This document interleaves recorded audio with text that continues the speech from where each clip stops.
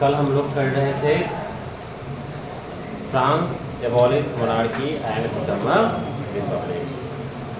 तो सबसे पहले हमने देखा था फ्रांस एक मोनार्की था, मोनार्कियल सिस्टम चल रहा था फ्रांस में। फिर वहाँ पे कुछ ऐसा सिचुएशन हुआ नहीं कि फ्रांस क्या बन गया, मोनार्की से कॉन्स्टिट्यूशनल मोनार्की बन गया।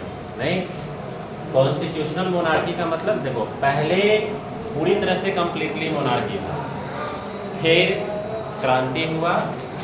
नहीं, तो जब क्रांति हुआ तो उसके बाद जो है फ्रांस कॉन्स्टिट्यूशनल मोनार्की बन गया। यानी कि वहाँ पे क्या बन गया, मतलब क्या आ गया, संविधान आ गया।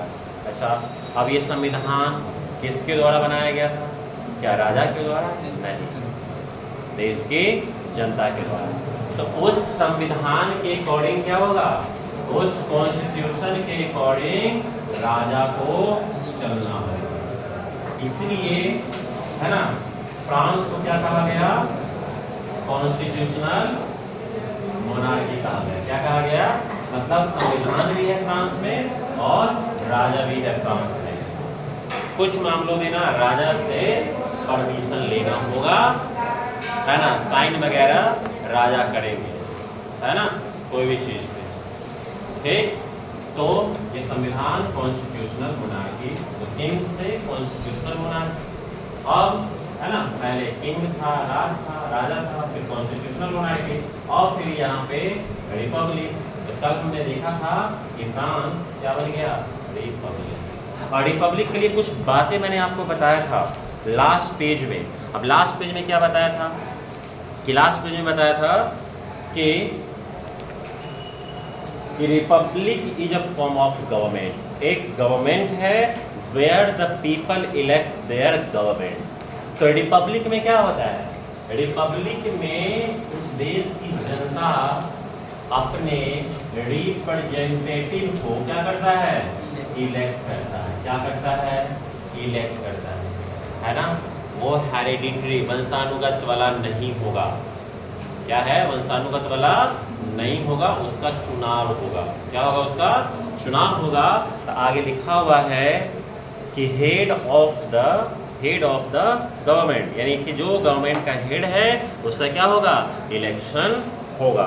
कहता है there is no hereditary monarchy, वंशानुगत नहीं होगा, जो फर्स्ट पोस्ट होगा नहीं, या किसी भी टाइप का कोई पोस्ट होगा वहाँ पे, तो हेरिडिटरी वाला नहीं होगा। क्या होगा, उसका इलेक्शन होगा। जैसे इंडिया में देखो, कोई भी टाइप का इलेक्शन हो, क्या उसमें एक बार चुनाव हो गया तो अब नहीं हो रहा है, क्या हो रहा है ना, हर 5 साल पे, एवरी 5 ईयर्स पे, चाहे वो पंचायत लेवल का हो, है ना, डिस्ट्रिक्ट लेवल का हो, स्टेट लेवल का हो, सेंट्रल लेवल का हो, होता है ना चुनाव, होता है ना। और हमारे देश के जो प्रेसिडेंट है उनका भी चुनाव, और वही प्रेसिडेंट का चुनाव ना हो और लगातार वही बन रहे, फिर उसके ही जनरेशन के लोग आते रहे, तो उसी को तो मोनार्की कह दिया जाए, नहीं कह दिया जाए। लेकिन भारत देश जब आज़ाद हुआ उसके बाद रिपब्लिक बना, तो उसके बाद कई सारे हमारे देश में प्रेसिडेंट बने। तो भारत क्या है, रिपब्लिक क्या है, जहाँ पे क्या होगा, चुनाव होगा। क्या होगा, चुनाव होगा। इंडिया रिपब्लिक कब बना बताओ?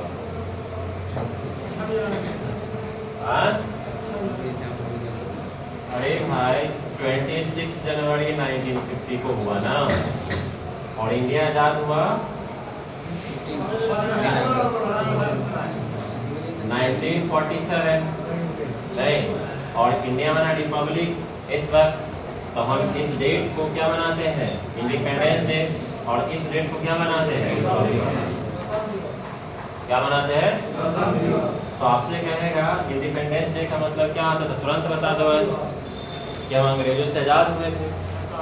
नहीं, अब हमारे पास एडमिनिस्ट्रेटिव पावर, सब कुछ पावर मेरे पास आ गया।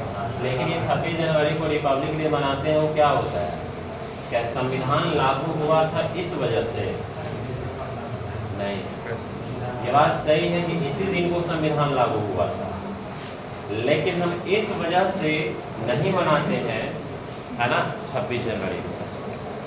इस दिन संविधान के लागू होने से, इस दिन से हमारा देश रिपब्लिक बन गया। मतलब क्या, कि अब यहाँ पे कोई राजा नहीं है ना, कोई राजा नहीं होगा, ना छोटा ना बड़ा, कोई भी राजा नहीं होगा, सब राजा खत्म है ना। तो उसके लिए अब चुनाव होगा और जो फर्स्ट पोस्ट होगा उसके लिए भी चुनाव होगा। देश के लोग है ना, अब रिपब्लिक हो गया। तो यही था। अच्छा, ये सारा चीज़ जो है कहाँ, ये सब फ्रांस में हो रहा है, तो वहीं से ये सारा टर्म्स इंडिया में भी आया। क्या आया? 1791 के जो संविधान बना था और उसमें declaration of rights and man of citizens के बाद जो हमने चर्चा किया था, तो उसमें क्या क्या दिया था? राइट टू इक्वालिटी है ना, राइट टू अपॉर्चुनिटी, ये सब जो अधिकार भारत के जो संविधान में है, equality before law, right to speak, ये जो हमारे संविधान में है, ये सब फ्रांस के संविधान से लिया गया है और ये सारा सिस्टम पहले फ्रांस में ही आया। आज जो लेजिस्लेचर्स, एग्जीक्यूटिव और जुडिशियरी जो आप देख रहे हो भारत में, ये सब वहीं से लिया गया फ्रांस में। अमेरिका में भी वहीं से लिया गया। अच्छा बताओ, किसने कहा था? कौन सा ऐसा फिलोसफर है जो कहा था पावर का डिवीजन हो, लेजिस्लेचर्स, एग्जीक्यूटिव और जुडिशियरी में? कौन सा फिलोसफर है? भूल गए? याद करो, मैंने 3 फिलोसफर का नाम बताया था। रूसो पहला, दूसरा जॉन लॉक, तीसरा मॉन्टेस्क्यू। तो ये मॉन्टेस्क्यू ने बोला था, है ना। तो ये हमने देख लिया था। और फिर टियर्सन्स देशद्रोह के आरोप में, है ना, राजा को क्या कर दिया? गिलोटाइन कर दिया। क्या कर दिया? फांसी पे लटका दिया। कब लटकाया? तो 21 जनवरी 1793 को, 1793 को। लेकिन क्वेश्चन फिर से करेगा कि फ्रांस रिपब्लिक कौन से ईयर में बना? 1791, 1792, 1793? 1792 में। पढ़ो, यहाँ पे क्यूरील फोर्ट पे जो हमला किया था पीछे 1992 में, 1792, 1792, 1792 एक है, 1792 कहना है आपको कि फ्रांस रिपब्लिक बना, याद रखना, है ना। और 93 के जनवरी में तो उसको तो मार दिया ना, है ना। चलो आ जाओ। अब उस समय आता है मैक्सिमिलियन रॉबस्पियर का। किसका आता है? तो यहाँ से आप लोग अंडरलाइन करना, पेज नंबर 15 है। मैक्सिमिलियन रॉबस्पियर के समय को हम लोग क्या कहेंगे? The reign of terror, the reign of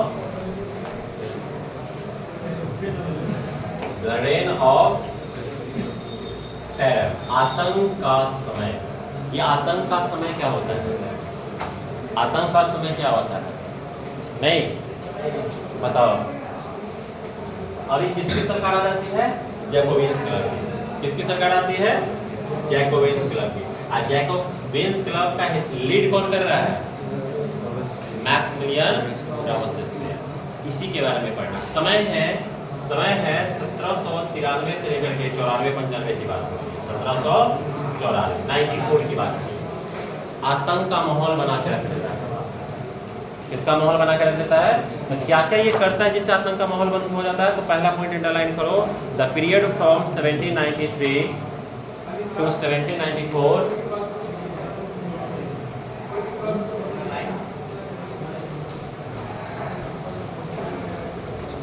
is referred to as the reign of terror। तो याद रखना, कौन से टाइम पीरियड को रेन ऑफ टेरर कहा जाता है? 1793 टू 1794, 1793 से लेके 1794। ये जो मैक्सिमिलियन रॉबस्पियर का जो 1 साल का जो टर्नर है, ये आतंक का समय हो जाता है। तो उसे कुछ पॉलिसी देखोगे जिसे समझ में आ जाएगा। Second point, Robespierre followed a policy of severe control and punishment. तो इसका पॉलिसी क्या था? लोगों को कंट्रोल करना। इसका पॉलिसी क्या है? पॉलिसी क्या है? लोगों को कंट्रोल करना। और दूसरा क्या है? पनिशमेंट देना। क्या देना? पनिशमेंट देना। नहीं, next point all those whom he saw as being enemies of the republic, यानी रिपब्लिक के जो दुश्मन है उस सब को ये क्या करता था, कंट्रोल करता था या पनिशमेंट देता था, सजा देता था। और खासकर कौन, कलर्जी, खासकर कौन, नोबेलिटीज, क्योंकि कलर्जी और नोबेलिटीज कभी नहीं चाहता था कि फ्रांस में क्या है, रिपब्लिक आए। रिपब्लिक आने का मतलब क्या होता है, सारे लोगों को इक्वल राइट्स, क्या है, सारे लोगों को इक्वल राइट्स। अब बताओ, जो एकदम प्रिविलेज सुविधा इस सब को जो मिला हुआ था कलर्जी को और नोबेलिटीज को, वो सब तो खत्म हो जाएगा नहीं। तो वो लोग कभी चाहेगा कि फ्रांस में रिपब्लिक आए, नहीं ना। तो रिपब्लिक का दुश्मन खासकर कौन था, कलर्जी, यानी फर्स्ट क्लास और सेकंड क्लास। तो इसका मतलब ये है, जब रिपब्लिक का दुश्मन फर्स्ट क्लास और सेकंड क्लास है तो इसका मतलब रॉबespierre का दुश्मन है, क्योंकि रॉबespierre किस चीज़ को मान रहा है, रिपब्लिक को। वो चाहता है फ्रांस में रिपब्लिक को, ये बात सही है।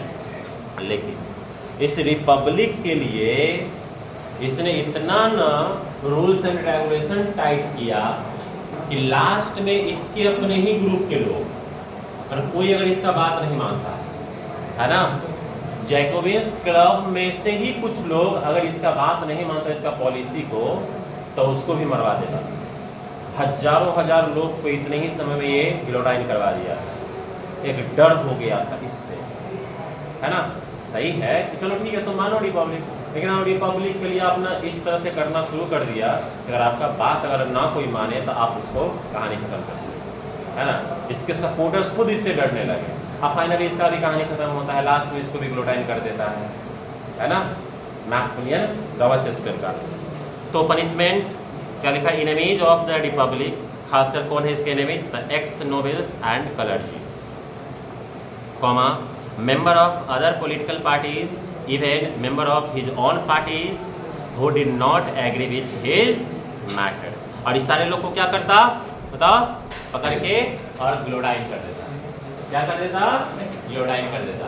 तो गिलोटाइन क्या है, तो वहां पे लिख लो क्वेश्चन, व्हाट वाज गिलोटाइन, क्या था गिलोटाइन, what was गिलोटाइन।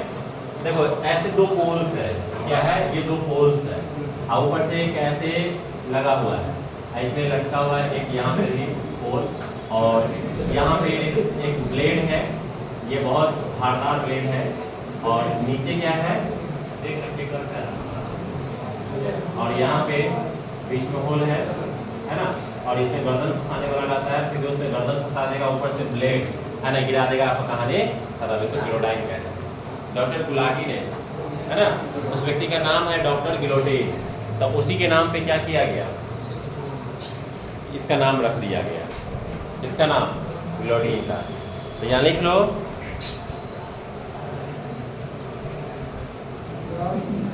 The guillotine is device consisting of two poles and a blade with which a person is beheaded, ठीक है। और इसका नाम कैसे पड़ा, डॉक्टर गिलोटिन के नाम पे, क्योंकि इसी ने खोज किया था।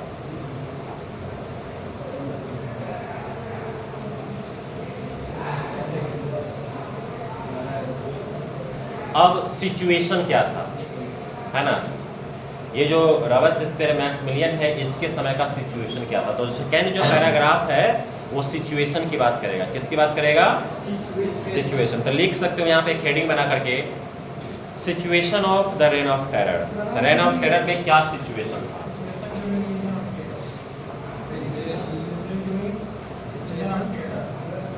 हाँ वो भी लिखो, situation during reign of terror. Reign of terror, क्या सिचुएशन था रेन ऑफ टेरर में।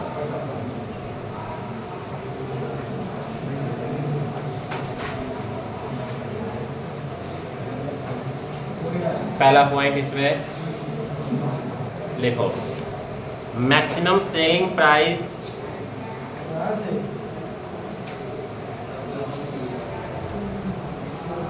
फर्स्ट नंबर लाइन से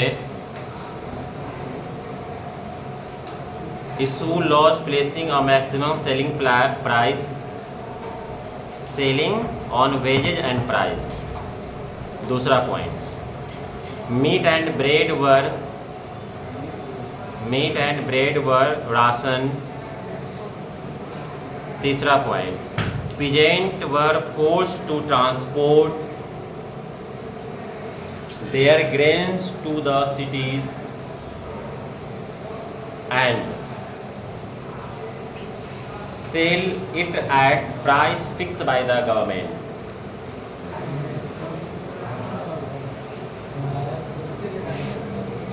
Fixed by the government. उसके बाद एक लाइन नीचे all citizens were, एक मिनट रुक जाओ,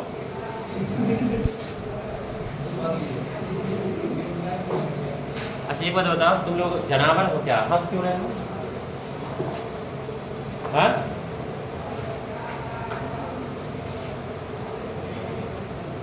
एकदम पूरे माहौल खराब किया हुआ है।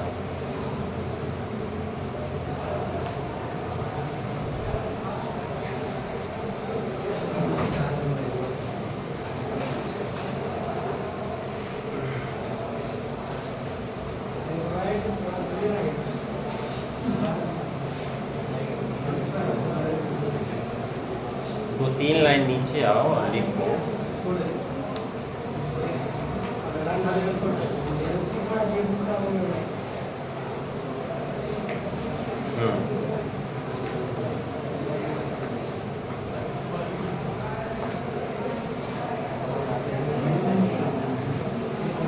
देखो दो तीन लाइन नीचे equalities was also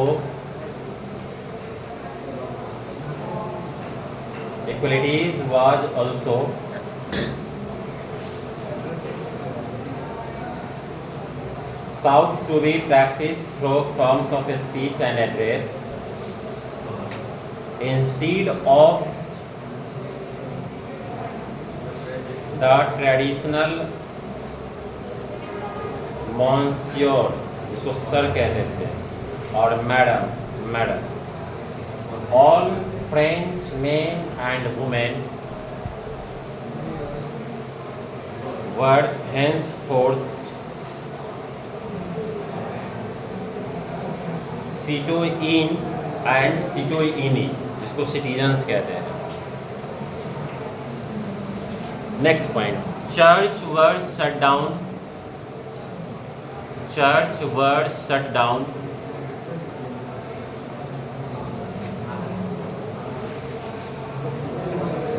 and their building converted into barracks or office। देखो क्या हुआ, तो मैक्सिमिलियन और रॉबर्टस्पियर के समय में क्या हुआ, हर चीज के प्राइस को फिक्स कर दिया गया। क्या कर दिया गया? सारी चीज के प्राइस को फिक्स कर दिया गया, और उसके लिए एक नियम कानून भी बनाया। ऐसे नहीं किसी ने बोल दिया। पहला पॉइंट क्या बताया?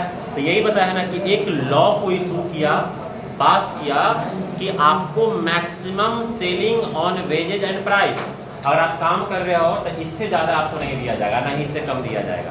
और अगर आप सामान बेचने जा रहे हो तो ना इससे ऊंचे रेट पे आपको नहीं बेचना है, ना इससे नीचे रेट पे बेचना है।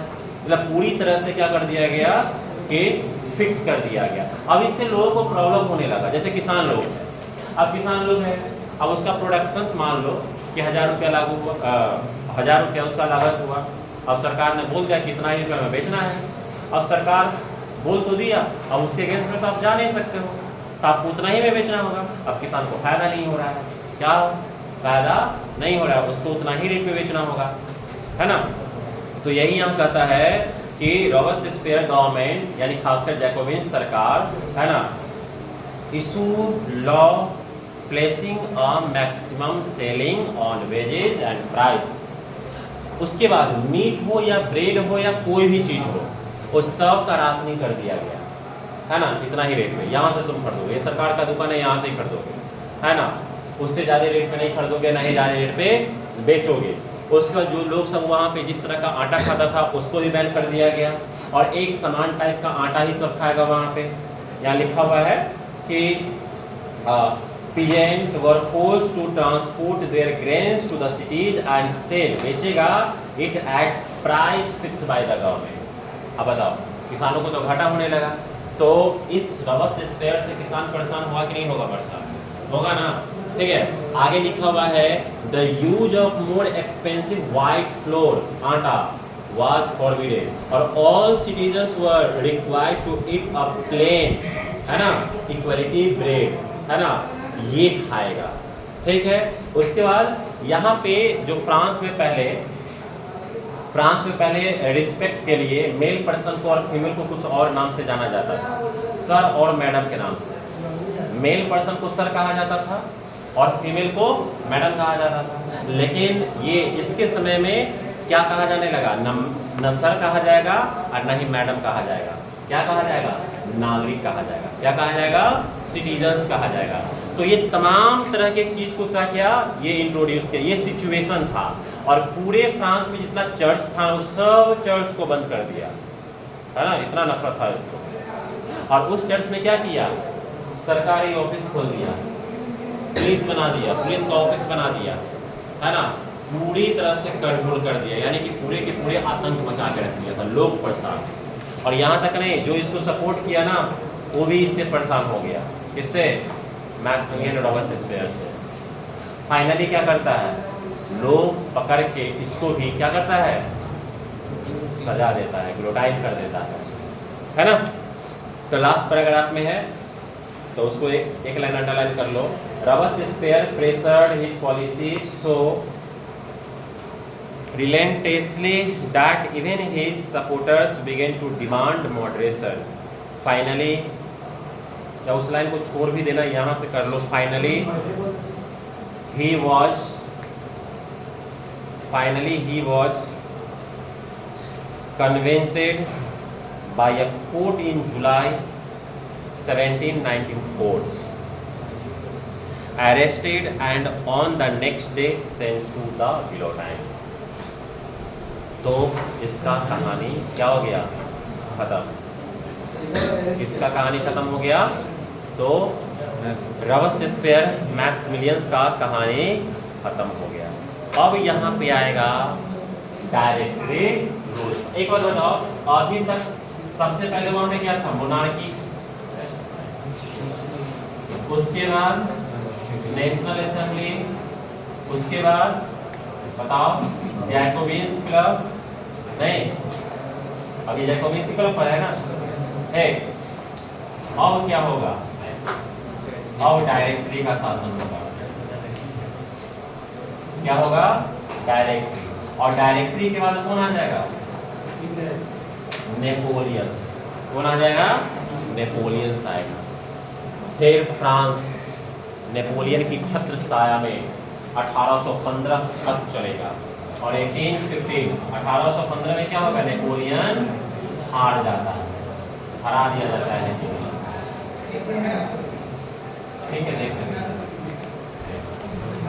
लिख दिया है ना सब कुछ। 1815 में नेपोलियन का भी कहानी खत्म हो जाएगा। ठीक, तो आओ हम लोग देखते हैं और डायरेक्टरी रूल्स फ्रांस।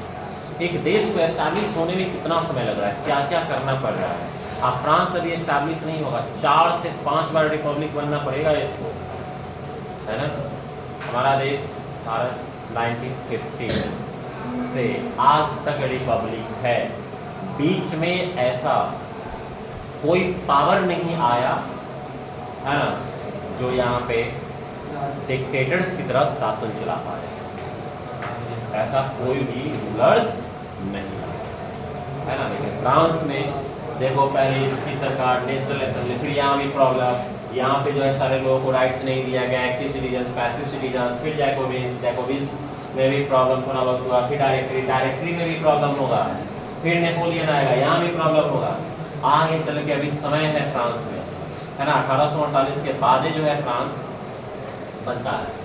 ठीक है, तो और डायरेक्टरी रूल्स फ्रांस में क्या है, तो थोड़ा सा पहले इसको अंडरलाइन कर लेते हैं। उसके बाद द फॉल ऑफ, पहला नंबर लाइन में है, अंडरलाइन करो। The fall of the Jacobins government allowed the wealthier middle classes to seize power.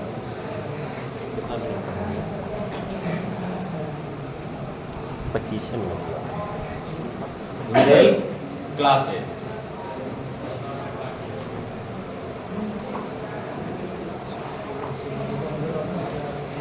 Second point,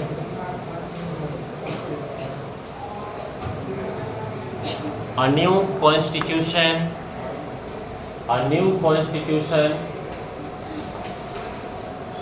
was introduced which denied the vote to non-propertied section of society.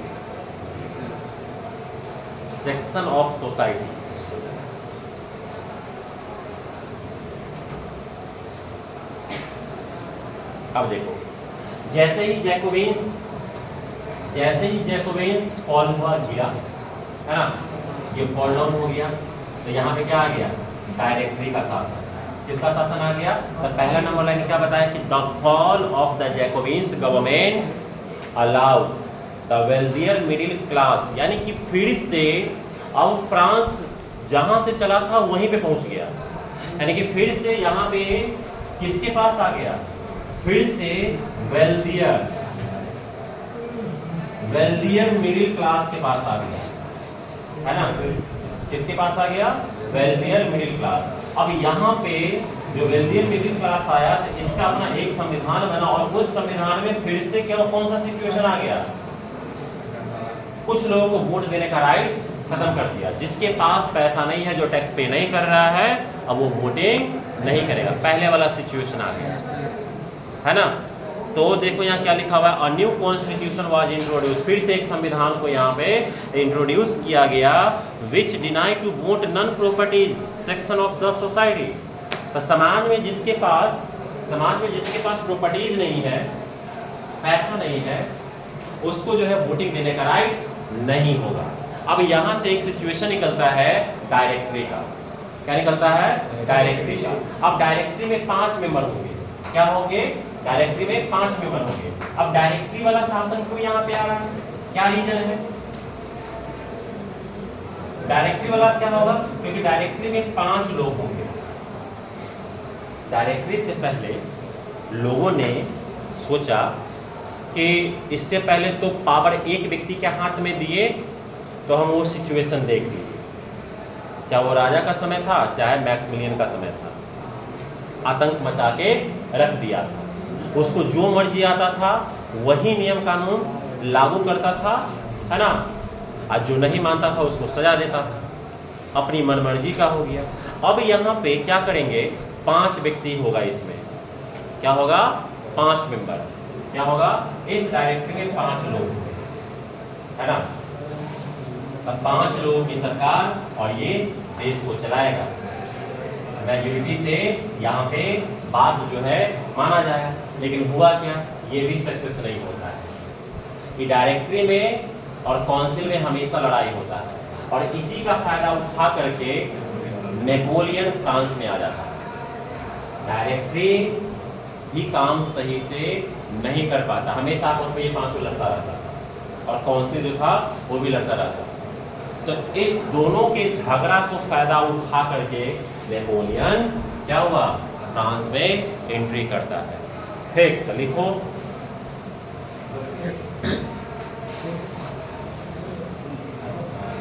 Next point, it provide for 2 elected legislative council. It provide for 2 elected legislative council. Arrow देख लिखना, this then appointed a directory, comma, an executive made up of 5 members. अब इस समय दोनों में क्या होता था? हमेशा क्लैश, हमेशा लड़ाई, हमेशा झगड़ा। नहीं तो फिर लास्ट में कैरो देकर के लिखो क्लैश। एक वर्ड होगा देखो, however the directory often clash, the clash with the legislative council। तो इस दोनों में हमेशा क्या होता था, प्रॉब्लम्स। और इसी का फायदा उठा के कौन आ जाता है, नेपोलियन। कौन आ जाता है, नेपोलियन।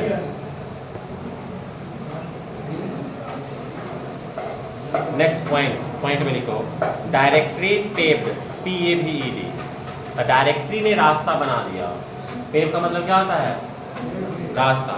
तो डायरेक्टरी ने pave the way for the rise of military dictator Napoleon Bonaparte. Jacobins club के गिरने के बाद फ्रांस में डिक्टेटर्स की सरकार बनती है, 5 मेंबर वाली होती है, वहाँ भी कॉन्फ्लिक्ट होता है, प्रॉब्लम होता है, ठीक है। और फिर जो है इसका फायदा उठा के कौन आता है, नेपोलियंस आता है। और नेपोलियंस के बारे में आप ज़्यादातर 10th क्लास में पढ़ोगे। क्या पढ़ोगे, नेपोलियंस के बारे में 10th क्लास में। अब देखो, अब फ्रांस की जो क्रांति है यहाँ तक खत्म, यही तक, यानी घटना वाला जो पार्ट था, घटना वो खत्म है ना, यानी कि फ्रेंच रिवॉल्यूशन का इवेंट वाला पार्ट खत्म। अब आइडिया पढ़ेंगे। तो फ्रांस की क्रांति का, यानी कि फ्रेंच जो रिवॉल्यूशन हुआ, तो इसके 2 पार्ट, इवेंट। तो इवेंट जो है, देख लिए क्या क्या घटना हो रहा था, ठीक। अब हम यहाँ पे उसके कुछ आइडिया लेंगे। क्या आइडिया निकल के आया, नहीं, फ्रांस की क्रांति से। तो एक तरफ से फ्रांस की क्रांति मेरा खत्म हो गया है, तो आओ हम थोड़ा आइडिया देखते। तो वहां लिख लो लास्ट पैराग्राफ में आइडिया, लास्ट पैराग्राफ के नीचे ऊपर में लिखो idea.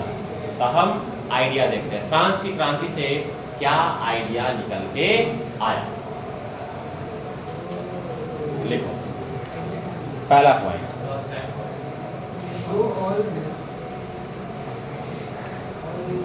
The ideals of freedom, the ideals of freedom, of equality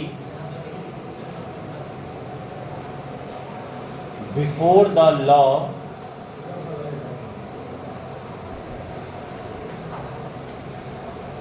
and of fraternity remains inspiring ideas that motivational moments, कौन सा है, मोटिवेटेड पॉलिटिकल मूवमेंट्स, हाँ, in France and the rest of Europe during the following country century. देखो क्या हुआ, 2 चीजें निकल के आया, इक्वालिटी बिफोर लॉ, फ्रीडम और फ्रैटर्निटी, ये 3 वर्ड। यानी कि फ्रांस की क्रांति से जो आइडिया निकल के आया, वो कौन सा आइडिया निकल के आया, तो सबसे पहले यहाँ क्या लिखा हुआ है, फ्रीडम, फ्रीडम। दूसरा क्या निकल के आया, equality before law, equality before, और तीसरा जो निकल के आया फ्रैटर्निटी।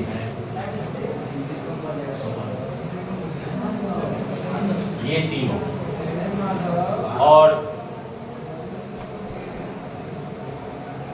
ये तीनों जो आप देख रहे हो आज अपने इंडिया के संविधान में है, ये सारा चीज हमने वहीं से लिया है। तो फ्रीडम, इक्वालिटी बिफोर लॉ और फ्रैटर्निटी, जब तक ये नहीं निकल के आता फ्रांस की क्रांति नहीं होता। क्यों हुआ फ्रांस की क्रांति और कैसे सफल हो गया?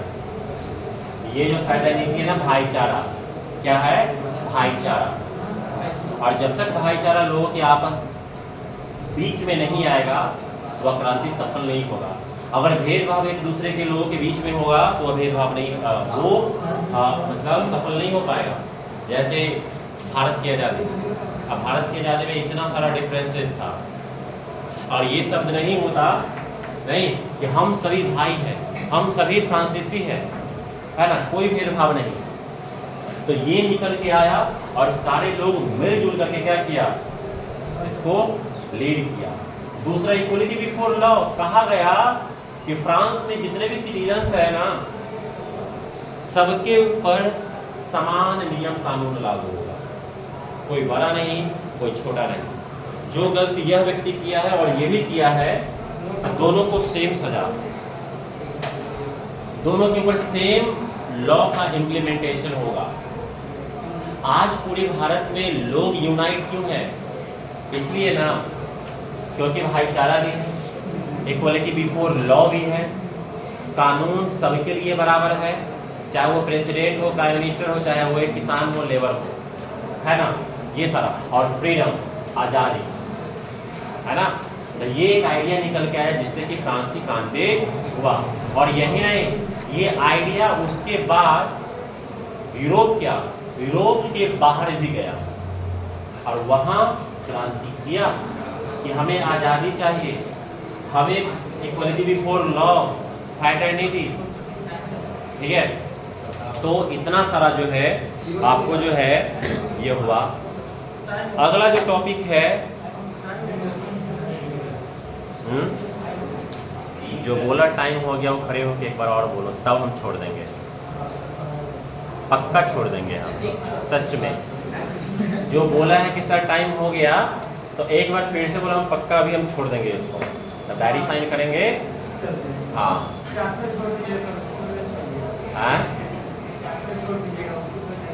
अब नहीं बोलेगा, नहीं बोलेगा तो फिर हम पढ़ाना स्टार्ट करेंगे। ठीक, आ जाओ, अभी 16 मिनट समय है।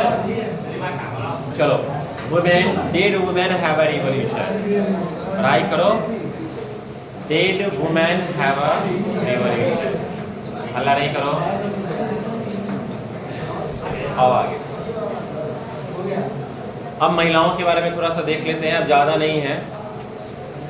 द एवोल्यूशन ऑफ स्लेवरी थोड़ा बहुत है।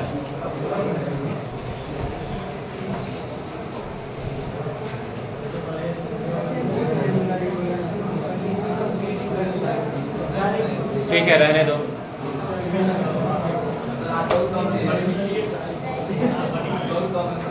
कोई बात नहीं।